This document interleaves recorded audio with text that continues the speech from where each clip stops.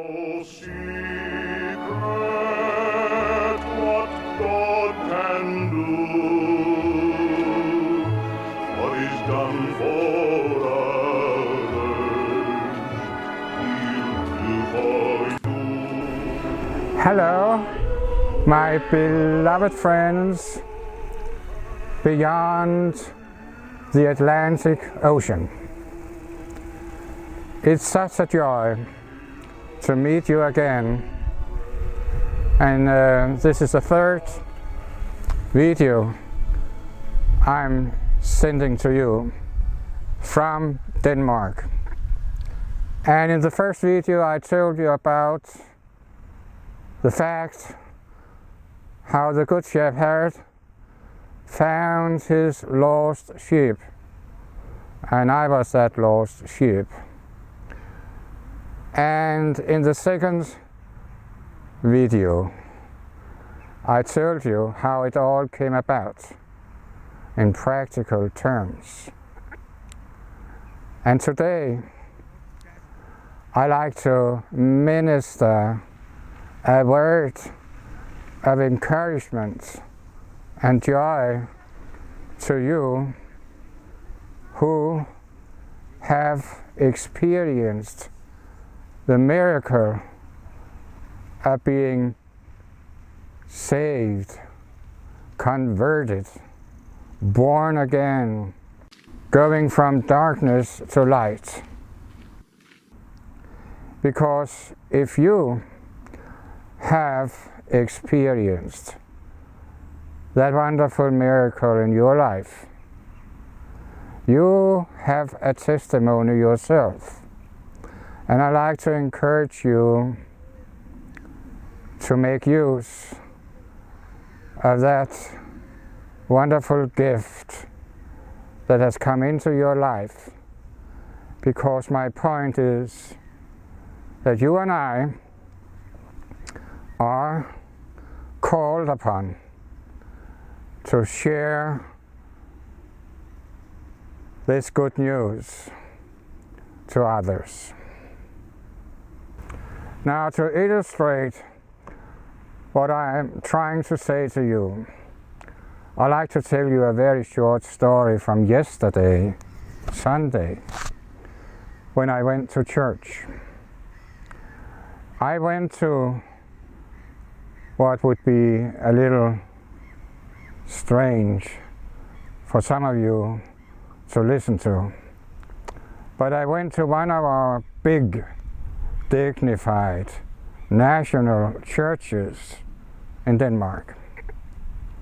And when I say national church, it has the name of being a evangelical Lutheran church. And just for the sake of information, about 70% of the Danish people are members of that church. They are actually members almost by birth. As soon as they are baptized as babies, they become automatically members of that church.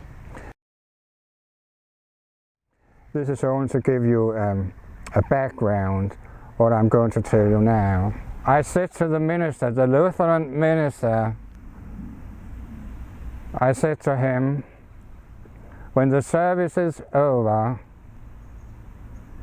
I like to have a word with you. And I said to him, don't be scared.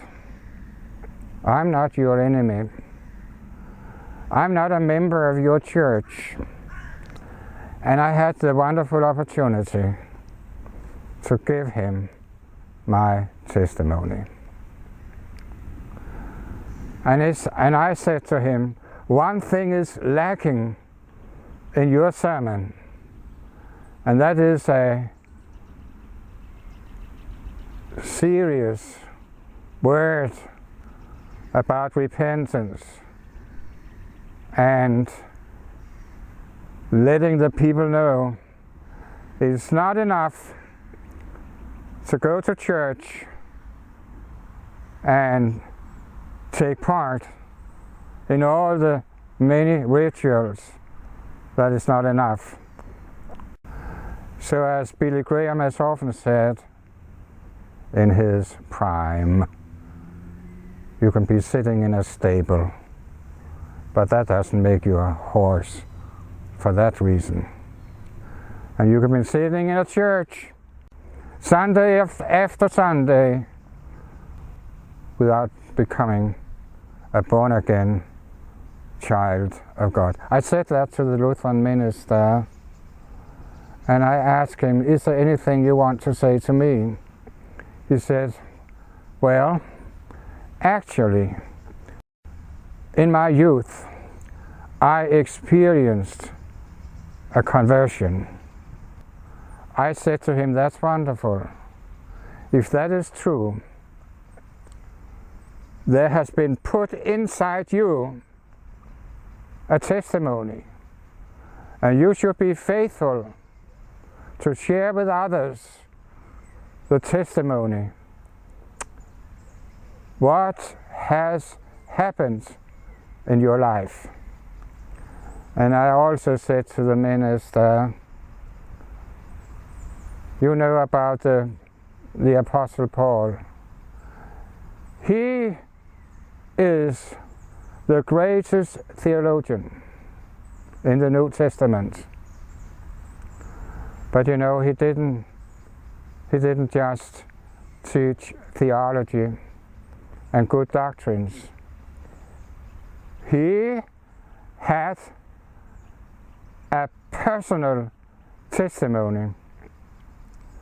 And so I went on and said to the minister, I could show you 5 or 6 instances in the New Testament where the Apostle Paul shares with his readers his own personal testimony. Now I wish I could go through with you in the Bible all the instances of Paul's personal testimony. But we don't have time for that. But some of you may be interested. And I could refer you to, if you please write down, the book of Acts, chapter 22 and verse 6. And the book of Acts again, 26 and verse 12. And again in 1 Timothy chapter 1, verse 15 and 16. And again in the Ephesians chapter 3 and verse 8. And in the Philippians chapter 3, verse 7 to 8. And in the Galatians chapter 1, verse 15 to 16. And then also in 1 Corinthians 15, verse 8 to 10. I've already, in my first video, shared with you how the Apostle Paul in the book of Acts 22 verse 6 used this precious phrase, now it happened. So he told his Jewish brethren what had happened in his life. And that's what I tried to do yesterday. Now, I think I've already told you how shy I was in the beginning. I think I told you I was like Nicodemus, who met the Lord that night, but was very quiet about it until at his crucifixion. He came along and showed in the open that now he was on his side, on the side of Jesus Christ. This is exactly what happened to me. For 1 year and a half I was very quiet, silent. But you know, and I like to say this as a word of encouragement to you, the Lord can change all that. He can, you know, from being a shy person, he can make you bold. And also be natural in your approach to other people. So the Lord has made that wonder in my life. The first wonder was he found me as a lost sheep. And then he made a wonder number 2. He gave me within my heart a desire to find other lost sheep. Now permit me to quote old Billy Graham, who has meant so much to me and to my life, especially as a witness for Jesus Christ.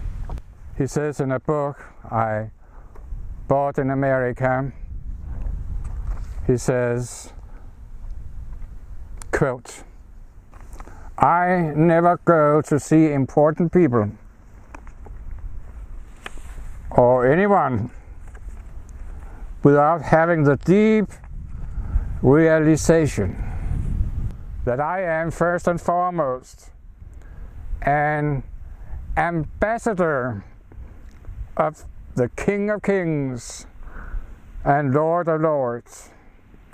And from the moment I enter the room, I'm thinking about how I can get the conversation around the gospel. And I rarely leave without attempting to explain the meaning of the gospel, and so on." So these words of Billy Graham have been a tremendous encouragement and challenge to my own life. And I count it a privilege to be an imperfect ambassador for Jesus Christ in Denmark, in Norway, in Germany, in America, and I would encourage you to let the testimony that God has given inside you, give it, as it were, free flow in your life. And please keep in mind, the Lord saved you that you may be His channel of letting the living water of the gospel, of the joy of the gospel, of the forgiveness of the gospel, let it flow naturally, day by day, as opportunity arises in your own life. I'm saying this because there's too much indoor Christianity in America and in Denmark, in the churches. But I want to challenge you to go along with me outside the thick walls of the churches and the cathedrals, and be like Jesus. He went to the common people, and the common people heard him gladly. And this is going to be your experience too, I'm sure. So God bless you. Real good to take up that challenge. Wherever you are, outside, out in the open, in your business, in your school, in your family. There's a lot of people in Denmark, they go to family parties, birthday parties. And I ask those Christian friends, did you come across at that party with a testimony? Did you talk to anybody about the Lord? And do you know what they say? They usually say, well, there wasn't really time for that, you know. So I didn't do that. But remember what Billy Graham said. I never go to meet anybody unless I'm aware of the fact that I represent the King of Kings and the Lord of Lords. And then go with this prayer in your heart. I want to find someone I could share the gospel of the seeking shepherd. That's all I like to say to you today, and next time we will have some more to share with one another.